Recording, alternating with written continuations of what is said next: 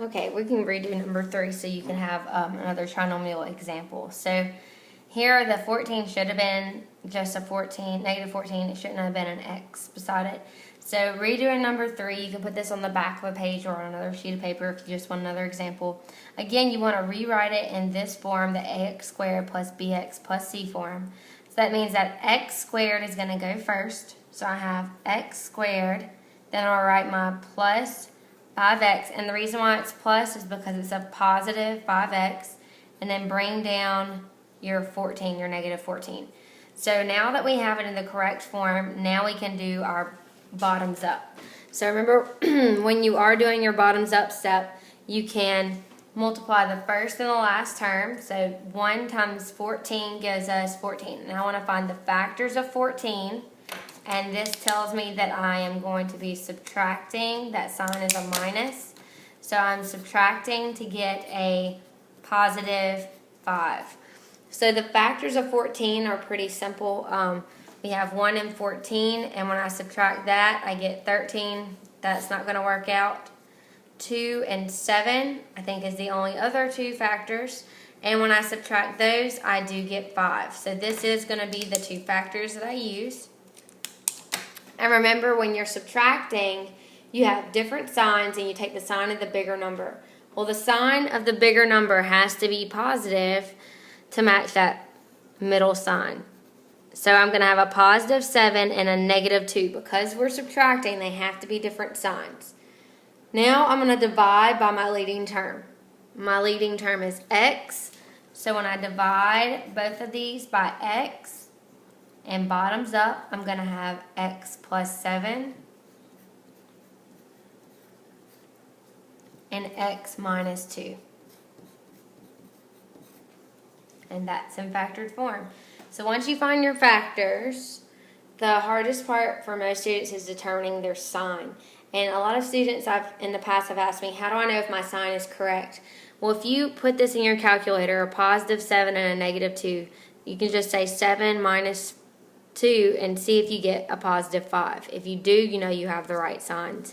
So you can always use your calculator, or just put it on a paper and figure it yourself, so you know you have the right signs if the sign rules work. All right, let's keep going. So now we have another problem. We have a trinomial, and it looks again like we are going to have a GCF. Now, how do I know we have a GCF?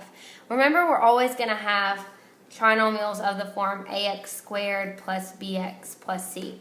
If you don't have your biggest exponent as a 2, you know you have a GCF of at least a variable, if not anything else. So when you have a GCF of your variables, you always also want to look and see if there's a GCF of your numbers. So I know that I have at least x to the first as my GCF for my variables. Now, how do I know it's x to the first? Remember, when you're dealing with the GCF of variables, the one with the smallest exponent is your GCF for your variables. Now, remember, as far as the numbers go, you can't have a GCF any bigger than that smallest number. So let's see if that smallest number will go into 36. It will. And 3 will go into 105 as well. Now, how do you know 3 will go into all those? You can put it in your calculator, or you can say, add the digits. So 3 plus 6 is 9. 3 will go into 9, so 3 will go into 36. 1 plus 0 plus 5 is 6. 3 will go into 6, so 3 will go into 105. That's just a real quick trick. So that means that 3x is my GCF. Now, since it's my GCF, it's going to continue to come down into my answer. So when I take a 3 out from 3, I'm just left with a 1. When I take 1x from 3 x's, I'm left with 2. All right, 3 will go into 36 12 times. If I take 1x from 2 x's, I'm left with 1. 3 will go into 105. If you want to do that on another sheet of paper, you can do it dividing 3 into 105. And, sorry, this is not 3. This is going to be 35. That'll be 15. So 3 will go into 10 3 times. 3 times 3 is 9. Subtract, you get 1, bring down a 5. 3 will go into 15 5 times. 5 times 3 is 15, and I have a remainder of 0. So 35 is what's going to be left for my numbers. Now, the x's cancel out my last term, so this is your polynomial after your GCF. Now, we haven't even tried the bottoms up yet, so we're still going to have to do bottoms up. Now, what I do as an instructor is I go ahead and I write my bottoms up in the form that it will be after I have my answer. And the reason why I'm doing that is because a lot of students get bogged down with that GCF out in front. So I'm just going to scratch it out like it does not exist, and we're going to do bottoms up from just a regular trinomial. So let's look at this regular trinomial. I'm going to multiply the first and the last term. If you have that GCF out there, you'll be tempted to multiply that 3x. So just multiply the x squared times the 35. So 1 times 35 is 35. And I want to find the factors of 35 that add, because that sign's a plus, add to give me a negative 12.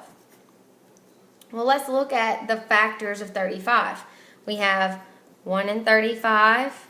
I have 5 and 7. I think these are only the factors of 35. Well, if I add 1 and 35, I get 36. If I add 5 and 7, I get 12. So that means 5 and 7 are my numbers. Yay!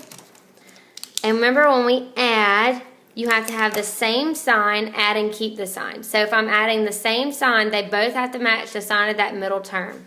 The middle term is negative, so that means that these are both going to be negative numbers. I need to divide by that leading term, x.